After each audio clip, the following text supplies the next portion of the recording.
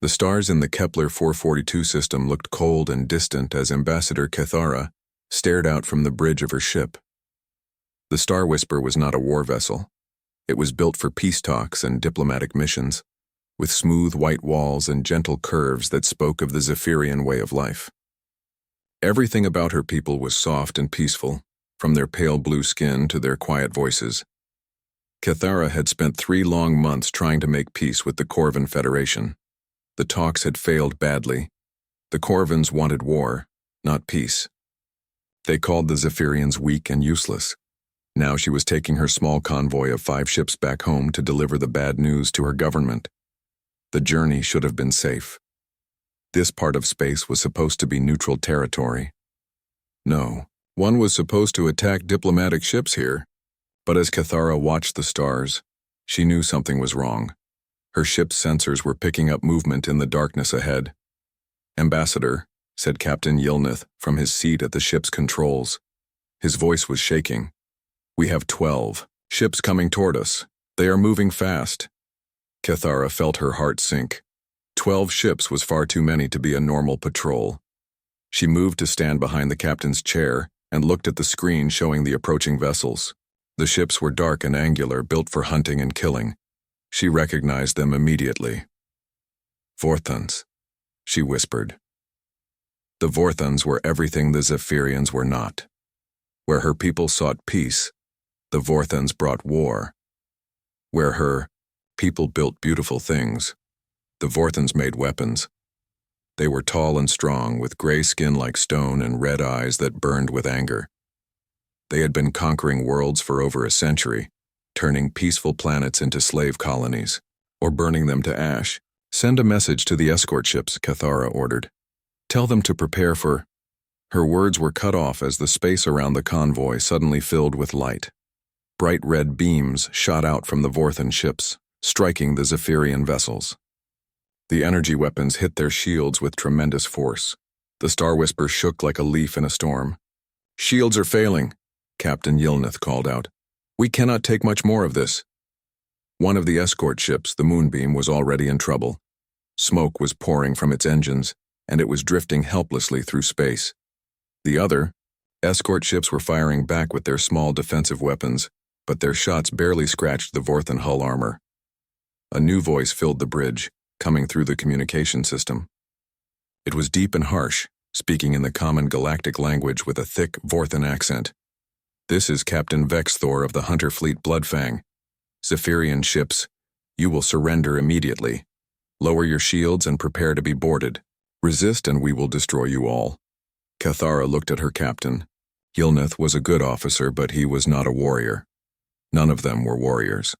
The Zephyrians had not fought a real war in over 300 years. They had almost forgotten how to fight.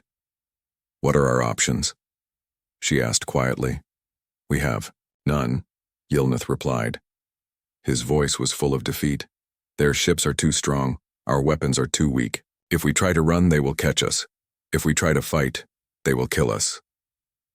Another escort ship, the Gentle Rain, exploded in a ball of fire and metal. The crew had been trying to use their ship as a shield to protect the others. Now they were dead, turned to atoms in the cold of space. "Send out a distress call," Cathara ordered. "All frequencies, emergency priority." "Already done, Ambassador," said the communications officer. "But the nearest friendly fleet is 6 hours away. The Galactic Patrol is even further. No one can reach us in time." Cathara closed her eyes and tried to think. Her people had always believed that reason and diplomacy could solve any problem. They had always believed that if you were peaceful and kind, others would be peaceful and kind in return. But the Vorthons did not care about peace or kindness. They only understood strength and fear. The Vorthon ships were moving closer now, surrounding the convoy like wolves around a wounded deer. Cathara could see the details of their hulls through the bridge windows. They were covered in scars from old battles and painted with symbols that meant death and conquest. "Zephyrian ships," Captain Vexthor's voice came again. "You have 30 seconds to surrender. After that, my hunters will take your ships by force. Your people will become slaves. Your worlds will burn. This is your only warning." "Ambassador," whispered Captain Yilnith. What do we do? Cathara felt the weight of decision crushing down on her. If she surrendered, her people would be enslaved. If she fought, they would all die. Either way, the Vorthan Empire would learn about Zephyrian space routes and colony locations. Either way, her homeworld would be in danger. She was about to give the order to surrender when the sensor officer suddenly called out, "Contact! New ship approaching from the outer system." Everyone on the bridge turned to look at the sensor display. A single ship was racing toward them at incredible speed. It was much smaller than the Vorthan hunters, but it was moving faster than anything they had ever seen. "Can you identify it?" Cathara asked. The sensor officer worked at his controls for a moment. "The energy signature is strange. The ship design is unknown." "Wait," he paused, checking his readings again. "Ambassador, I think it might be human." A human ship. Cathara had heard stories about the humans, but she had never seen one of their vessels before. They were a new species in the galaxy, having only achieved faster-than-light travel about 50 years ago. Most people said they were primitive and violent, coming from a world so dangerous that it had tried to kill them for millions of years. But what could one small human ship do against 12 Vorthan hunters? The human ship came out of the darkness like a bullet. It was not beautiful like Zephyrian vessels or scary like Vorthan hunters. It looked like a working ship, built for carrying cargo from one place to another. The hull was gray metal with patches where repairs had been made. Long scratches and burn marks showed it had seen hard use. Captain Vexthor watched the approaching vessel from his command chair aboard the Bloodfang. His red eyes narrowed as he studied the readings his officers gave him. The ship was called Iron Wolf according to its identification signal.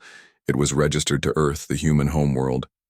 "A human cargo ship," Vexthor said with a laugh that sounded like grinding stone. "One small freighter thinks it can challenge the Bloodfang fleet." His officers laughed too. The Vorthans had heard stories about humans, but they were not impressed. Humans were young and weak compared to the great races of the galaxy. They had only left their homeworld recently. What could they possibly know about real warfare? "Shall we destroy it now, Captain?" asked the weapons officer. "Not yet," Vexthor replied. "Let us see what this human wants. Perhaps it wishes to beg for scraps from our hunt."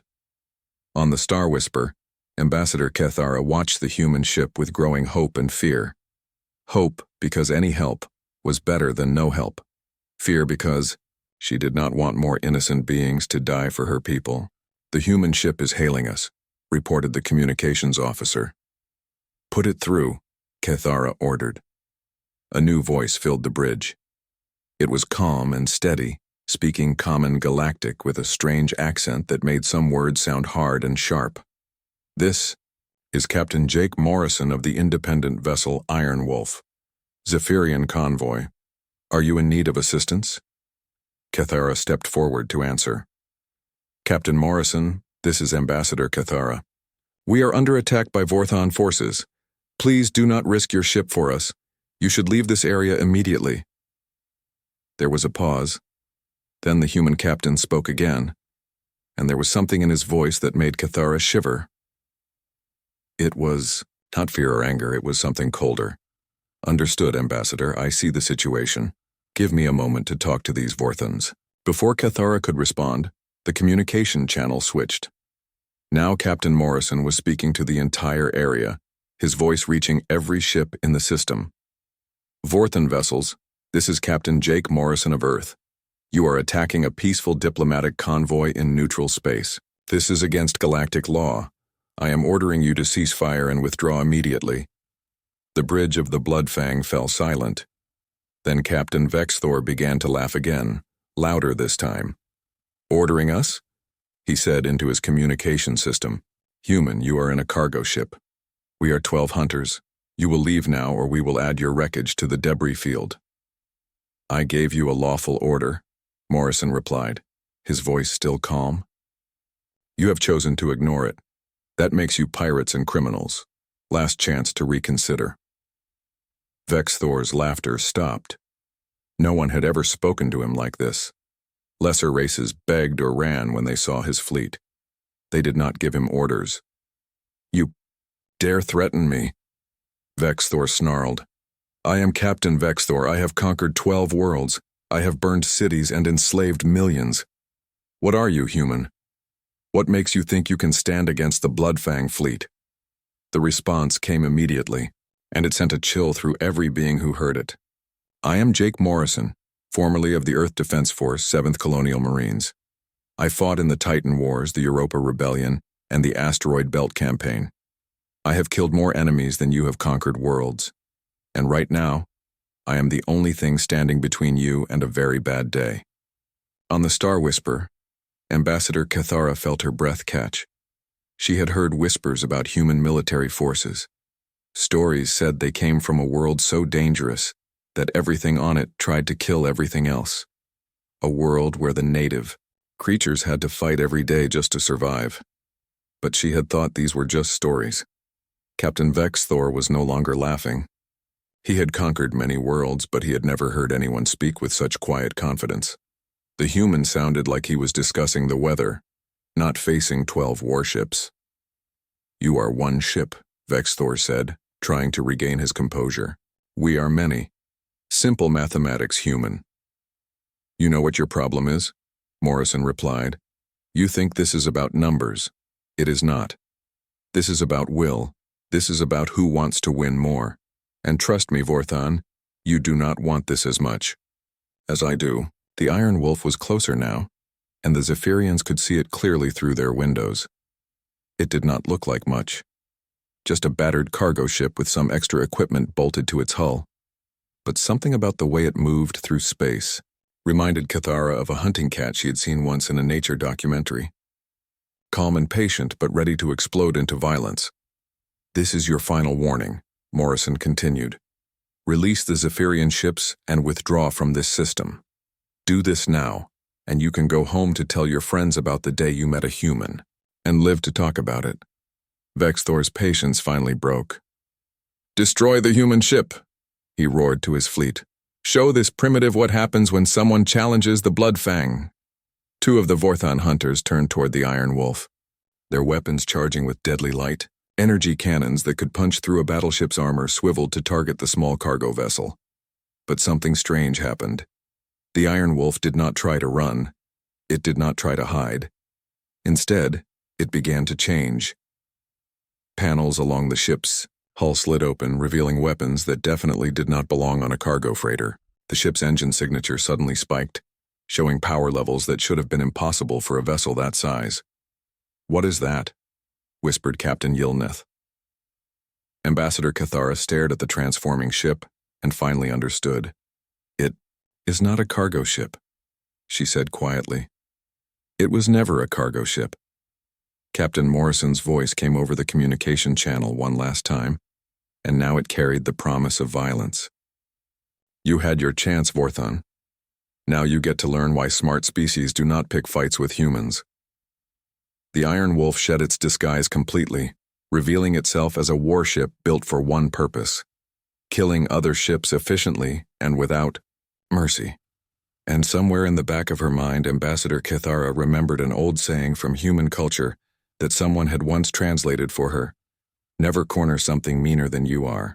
The first Vorthon hunter ship fired its main cannon at the Iron Wolf. The energy beam was bright enough to blind anyone looking directly at it. It was the kind of weapon that could crack a moon in half. The beam shot across space toward the human ship. But the Iron Wolf was not there anymore. Captain Jake Morrison had thrown his ship into a spinning dive the moment he saw the Vorthon weapon charging.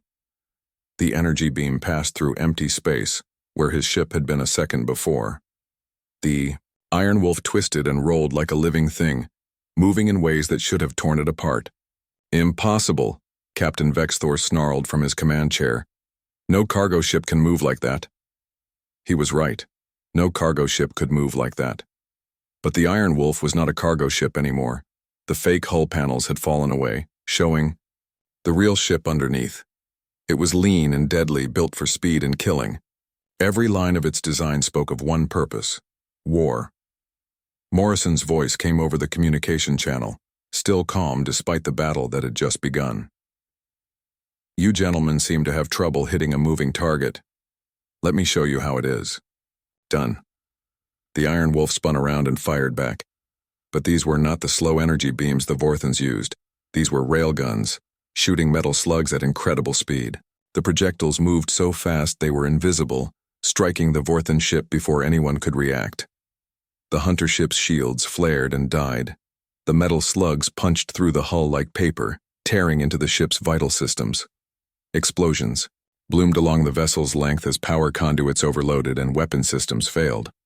On the Star Whisper, Ambassador Cathara watched in amazement. "How is he doing this?" she whispered. Captain Yilnath was studying his sensor readings with wide eyes. "The human ship is using kinetic weapons, solid projectiles instead of energy beams. Our databases say this is a very old form of warfare." "Old, but effective," Cathara replied, watching the damaged Vorthon ship drift helplessly through space. The other Vorthon hunters were spreading out now, trying to surround the Iron Wolf. But Morrison was not playing their game. Instead of staying in one place like a normal ship would, he was using the debris from the battle to his advantage. The wreckage of the destroyed Zephyrian escort ship Moonbeam was floating nearby in a cloud of twisted metal. Morrison dove straight into this debris field, disappearing among the wreckage like a shark hiding in coral. "Where did he go?" demanded Vexthor. "Find him." The Vorthon sensors were having trouble tracking the human ship among all the metal debris. Their targeting systems kept locking onto pieces of wreckage instead of the real target. This was exactly what Morrison had planned. The Iron Wolf appeared suddenly from behind a large piece of debris already firing. Another Vorthon hunter took a full salvo of railgun shots to its engine section. The ship's reactor went critical, creating a ball of nuclear fire that lit up the entire system. 2 Vorthon ships destroyed in less than 5 minutes. The remaining hunters were beginning to understand that they were not fighting a normal enemy. Captain Vexthor was screaming orders at his remaining ships. "Concentrate fire, box him in, use the gravity mines." The Vorthons launched special weapons called gravity mines. These created small areas of twisted space that would crush any ship that came too close. They spread the mines around the battle zone, trying to limit where the Iron Wolf could go. But Morrison had fought against gravity mines before. He knew how they worked and how to avoid them. More importantly, he knew how to use them. The Iron Wolf came racing out of the debris field, heading straight for one of the gravity mines. The Vorthons thought he had made a mistake. They thought he was going to be crushed by his own reckless flying. At the last second, Morrison fired a spread of missiles at the mine. The explosions triggered the gravity weapon, but instead of crushing the Iron Wolf, the twisted space caught a Vorthon hunter that had been chasing him. The enemy ship was pulled into the gravity field and compressed into a ball of metal no bigger than a car. "This is impossible," Vexthor roared. "He is fighting like a madman." On the Iron Wolf's bridge, Morrison smiled grimly as he worked his controls. This was not madness. This was exactly how humans fought when they had to. They used everything around them as a weapon. They turned their enemies' strength against them. They did not follow the rules of civilized warfare because sometimes being civilized meant dying. Another Vorthon ship tried to ram the Iron Wolf, hoping to destroy both vessels in the collision. Morrison waited until the last possible moment, then fired his engines at full power. The Iron Wolf shot forward just as the Vorthon ship passed through the space where he had been. But Morrison had left a present behind. A single missile, launched at point-blank range, struck the Vorthon ship's hull. The explosion broke the vessel's back, sending both halves spinning away into space. 4 Vorthon ships destroyed. 8 remaining, but the Iron Wolf was not undamaged. Energy beams had scorched its hull. One of its railguns was offline. The ship's shields were failing. Morrison opened a communication channel to the Zephyrian convoy. "Ambassador Cathara, I need you to do something for me." "Anything, Captain Morrison," she replied immediately. "I need you to trust me, and I need your people to be ready to fight." Ambassador Cathara felt her heart sink. "Captain, my people are not warriors. We do not know how to fight. You are about to learn," Morrison said grimly, "because the only way we all get out of this alive is if we work together. and I am going to teach you something the Vorthans do not understand. What is that? Desperate people are the most dangerous people in the galaxy. And right now, we are all very desperate. The Iron Wolf spun around and fired everything it had at the nearest Vorthan ship. Railguns, missiles, and energy weapons lit up space with deadly light. The Vorthan hunter exploded in a cascade of fire. 5 down, 7 to go, but Morrison was not done yet. He had one more trick to show the Vorthans, something that would teach them why humans were feared by those who knew them. He was going to show them what happened when you cornered something that had evolved to fight for its life every single day. All Vorthan ships, Morrison broadcast on all frequencies. You want to know what makes humans special? We do not know how to quit. We do not know how to surrender. And we definitely do not know how to lose. The Iron Wolf dove toward the center of the Vorthan formation, all weapons firing, ready to take as many enemies with it as possible. The real battle was just beginning. The Iron Wolf raced through the middle of the Vorthan formation with every weapon firing. Energy beams and railgun shots filled the space around it. Morrison was not trying to escape anymore. He was hunting. Another Vorthan ship tried to get behind him, but Morrison had anticipated this. He cut his engines and let momentum carry him forward while spinning his ship around. Now he was flying backward but still shooting forward. The surprised Vorthon pilot flew straight into Morrison's line of fire. The enemy ship's bridge exploded under the railgun barrage. Without anyone to pilot it, the vessel drifted helplessly through space, its crew dead or dying. 6 Vorthon ships destroyed. 6 remaining. Captain Vexthor was beginning to understand that he had made a terrible mistake. This human was not just lucky or reckless. He was a professional killer who knew exactly what he was doing. Every move was calculated. Every shot was placed with precision. All ships fall back and regroup, Vexthor ordered. Do not engage the human alone. But Morrison was not going to let them regroup. He opened a communication channel to the Zephyrian convoy, while dodging another volley of enemy fire. Ambassador Kithara, are you listening? Yes, Captain Morrison, came the reply from the Star Whisper. Good. I need you to do exactly what I tell you. Your ship still has power, right? Some power, yes, but our weapons are mostly offline. Forget the weapons, Morrison said as he rolled his ship under a Vorthan energy beam. We are going to turn your ship into something better than a weapon. Ambassador Kithara felt confused. I do not understand. Your ship has a reactor, correct? And you can overload it? Captain Yilnith spoke up from his position at the controls. Yes, but that would destroy the ship, and us with it. Not if you do it right, Morrison replied. Listen carefully. I am going to guide you through something called a controlled reactor breach. You are going to turn your ship into a bomb. The Zephyrian bridge fell silent. Ambassador Kithara felt her heart racing. Captain Morrison, we are not warriors. We cannot do this. Yes, you can, Morrison said firmly, because you are not doing this as warriors. You are doing this as people who want to go home, people who want to see their families again, people who refuse to let bullies win. While he spoke, Morrison was still fighting. The Iron Wolf twisted between 2 Vorthan ships, firing at both of them simultaneously. One ship lost its main gun, the other lost its engine. Here is what you do, Morrison continued, his voice calm despite the chaos around him. Yilnith, reroute all power to your main reactor. When I give the signal, shut down the containment field for exactly 3 seconds, then bring it back online. That will create a massive energy pulse, Yilnith said, understanding beginning to dawn on him. Exactly. Aim that pulse at the nearest Vorthan ship. The energy wave will fry their electronics and leave them helpless. Ambassador Kithara looked around her bridge at her crew. They were all looking back at her, waiting for her decision. These were not soldiers. They were diplomats and scientists and engineers. But they were also people who had families to protect. Do it, she ordered. Meanwhile, Morrison was putting on a display of flying that defied belief. He was using the gravity of nearby asteroids to slingshot his ship in impossible directions. He was using the exhaust from his own engines to blind enemy sensors. He was even using pieces of destroyed ships as shields. The Vorthons had never seen anything like it. They were trained to fight other civilized species who followed predictable patterns of warfare. But humans did not follow patterns. They adapted constantly, using anything and everything as a weapon. "Now, Ambassador," Morrison called out. On the Star Whisper, Captain Yilnith shut down the reactor containment field. Energy poured out of the ship in a brilliant wave of light.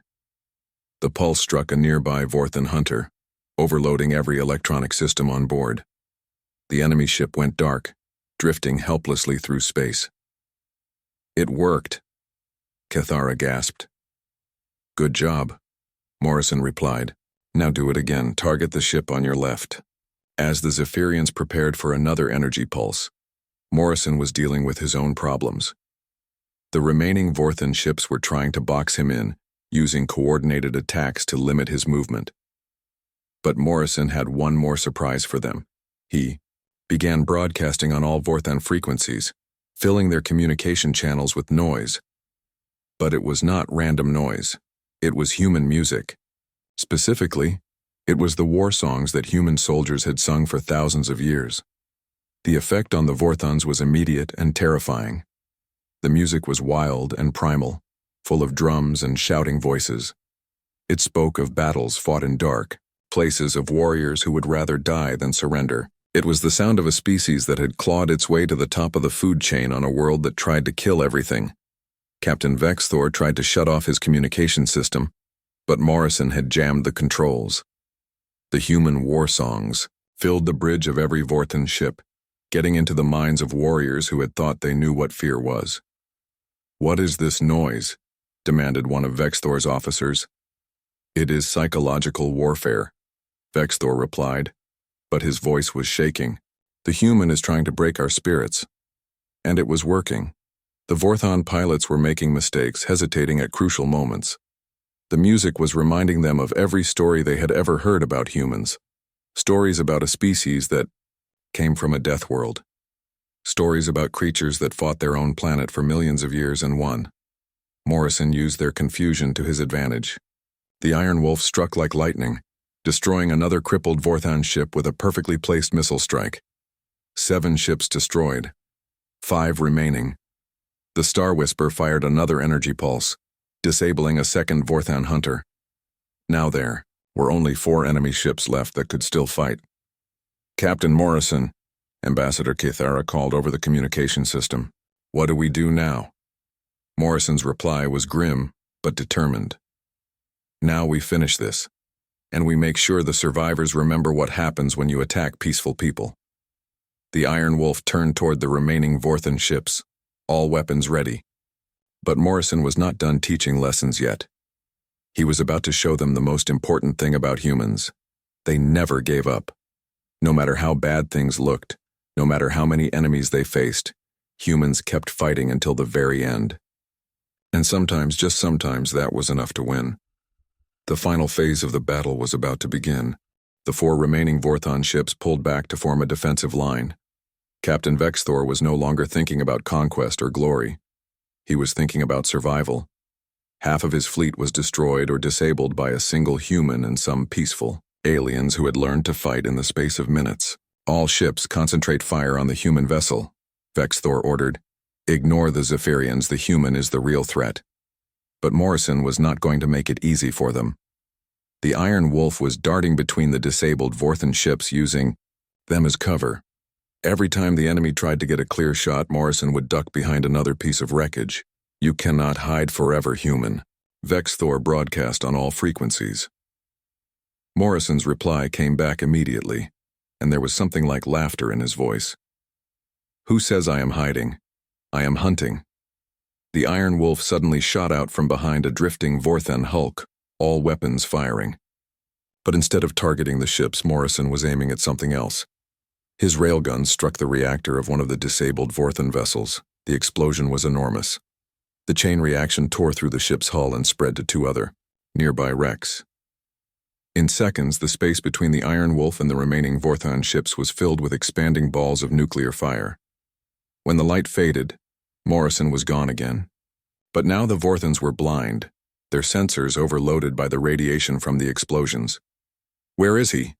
Vexthor demanded. The answer came in the form of missiles striking his ship from below. Morrison had used the explosion as cover to get underneath the Vorthan formation. Now he was attacking from an angle they had not expected. The Bloodfang shuddered under the impact, but its heavy armor held. Vexthor smiled grimly. His flagship was the strongest ship in the fleet. It would take more than a few missiles to destroy it, but Morrison was not trying to destroy the Bloodfang yet. He had other plans. Ambassador Kethera, Morrison called over the communication system. I need you to do one more thing for me. What is it, Captain? Came the reply from the Star Whisper. Take your ship and ram the Vorthan vessel on the right, full speed. There was silence on the communication channel. Then Ambassador Kethera spoke, her voice steady despite the fear she must have been feeling. Captain Morrison, that will destroy our ship. We will all die. No, you will not, Morrison replied. Trust me. I have a plan. Captain Yilnith spoke up from his position at the controls. Ambassador, our ship is not built for ramming attacks.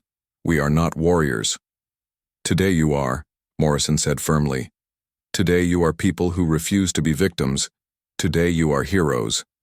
Ambassador, Kethera looked around her bridge one more time. Her crew was looking back at her with fear and determination in their eyes. They were diplomats and scientists, but they were also people who wanted to go home. Do it, she ordered. The Star Whisper turned toward the nearest Vorthan ship and began to accelerate. The enemy vessel saw them coming and tried to move away, but it was too damaged to maneuver quickly. Just before the collision, Morrison struck. The Iron Wolf appeared from nowhere, firing everything it had at the space between the two ships. The explosion threw both vessels off course, but the Star Whisper still struck the Vorthan ship a glancing blow. The impact tore through both hulls, but Morrison had calculated it perfectly. The Zephyrian ship was damaged, but not destroyed. The Gari Vorthan ship was not so lucky. The collision had ruptured its main reactor. The enemy vessel exploded in a ball of fire, taking another ship with it. 2 more Vorthan ships destroyed. Only 2 left. But Captain Vexthor was not finished yet. Seeing his fleet destroyed around him had driven him into a rage.